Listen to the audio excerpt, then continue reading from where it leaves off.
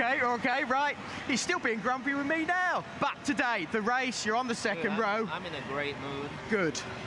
I'm in Monaco, where I live, and I get to race Formula One.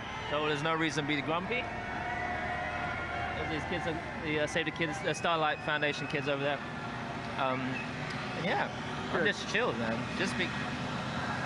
Don't listen to all the noise. That's the problem with people. They just listen to what all the people say. Just focus on others. Sure. And today, you're third on the grid, but I do remember 2008, you're in exactly the same position, and you won then. Yeah, that was a bit of a lucky year, I would say. But yeah, I mean, I'll do what I can today. And just get points. That's the goal. To get some points today, and we'll see how it goes. All right, Lewis, good luck. Lewis Hamilton, everybody. Well, I'm here. Nico Rosberg, second on the grid. Maybe not what you quite expected, but still front row. Well, of course, I was hoping for pole, but that's now a thing of the past. And now second place, yeah, just want to try and make the most of it today. And exciting conditions, of course. It's going to be quite mixed. So, but let's see. Expecting this to be a close one, because obviously Daniel has done so well getting that pole position. But of course, Lewis, Sebastian behind you. How tight do you expect it to be? Yeah, for sure. We expect it to be very tight. I mean, the Red Bull, I think, is quick also in the wet. So, in general, yeah, it's not going to be easy against him for sure. But try and use the opportunities that come up. Nico Rosberg, everybody. Good luck. 2016 Spec Herbert doesn't mince his words, does he? He's ruthless. Our very own agent provocateur there, trying to stir up a bit of kind of rivalry on the old truck. Fantastic, brilliant. I mean, yeah. I mean, he has been. I mean, if you are to read into it, of course he's not been happy. He's trying to put a brave face on, but do you think that the luck's not quite been with him this year? I think he's become very used to easily the fastest car on the track and easily the most reliable car on the track. And every time he steps in it this year, there's been some, not every time, but often he's had some gremlins. So he does wear his heart on his sleeve, Lewis, whether it's a happy heart or a sad heart. So, and it's easy to react to that. But I think he's a bit of a winning machine, isn't he? He just can't cope with it when it's not coming his way. But I don't think we can knock him for that. No, certainly not. The issue yesterday was one of fuel system pressure. They run.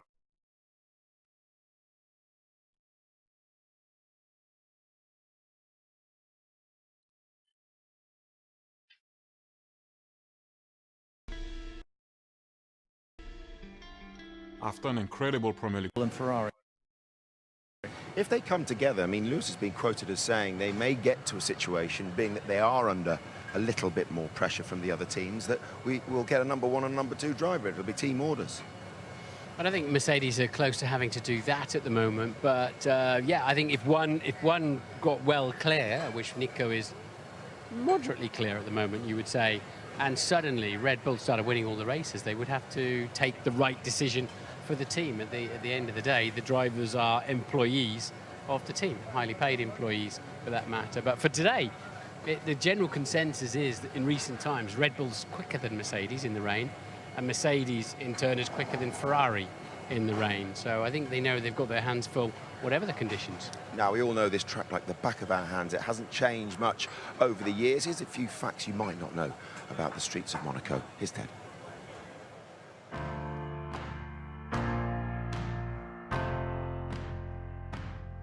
We all know this track like the back of our hands. It hasn't changed much over the years. Here's a few facts you might not know about the streets of Monaco. Here's Ted.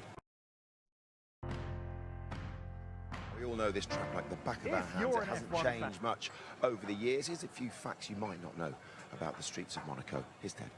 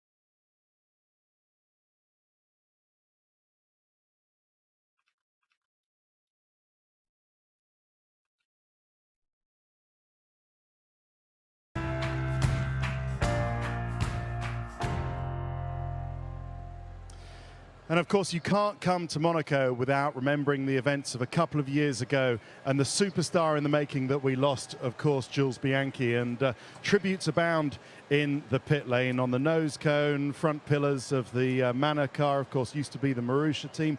On Romain Grosjean's crash helmet and many of the other drivers there, and our hearts are very much still with the Jules and the Bianchi family. But as regards today's race, really the key is going to be being on the right tyres at the right time. Are they full wets? Are they intermediate? And once your intermediate tyres have worn out, you've got to pit for either fresh intermediates or slick tyres if it's time for slick tyres. But if you do that and want to stay ahead of the car that you're currently ahead of, you need 19 seconds. That's the magic gap that you need to make a pit stop and then still remain out in front. 19 seconds means that if the car that you're racing is round about there, just on the entrance to the swimming pool section, then you will be able, and you're coming into the pit lane, then you'll be able to come out of the pit lane and remain ahead. So that will be absolutely crucial. Keep an eye on it during the race. Something Ferrari hopefully will be wanting to take advantage of.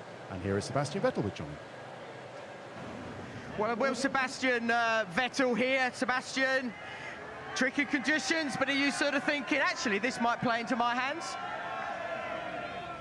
I'll tell you later.